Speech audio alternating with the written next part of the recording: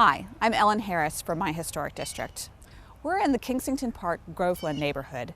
This neighborhood was recently listed on the National Register of Historic Places, primarily because of the street pattern, which differs from what you typically see downtown. If you think about downtown Savannah, everything's always been laid out on a grid pattern. Pam Miller heads the Neighborhood Association for Kensington Park Groveland, an area 3 miles south of downtown with roads twisting and turning under the grand oak trees.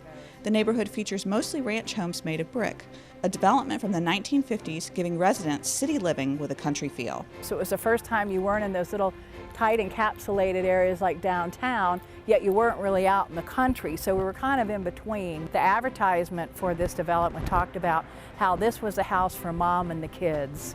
You know, it was big yard space, big play space, get the kids outside, and generous kitchens for mom. The sprawling neighborhood features Reynolds Circle, a small quaint park where learning and knowledge is shared and promoted. We started out with this one first, and unfortunately it was a little high for the kids, so then we had another guy come out and build us this shorter one for the children. So we keep a nice stock of adult and children's literature, and we have somebody that monitors these to make sure that they're appropriate reading material.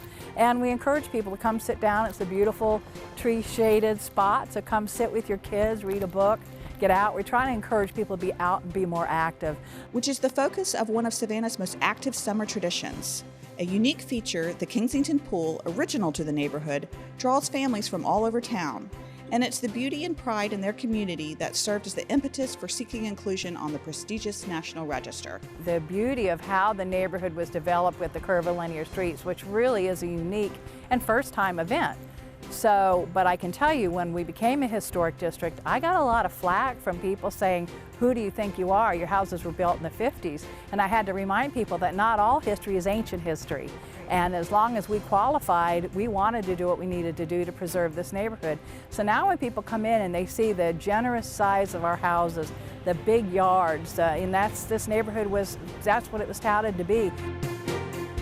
Letting people know that we cared enough about this neighborhood to protect it, and that just made other people care more about this neighborhood. And I'm a realtor, and I can see a big influx of people wanting now to live in Kensington Park. They realize the value of living in a neighborhood that's pretty much maintained its appearance since the 50s.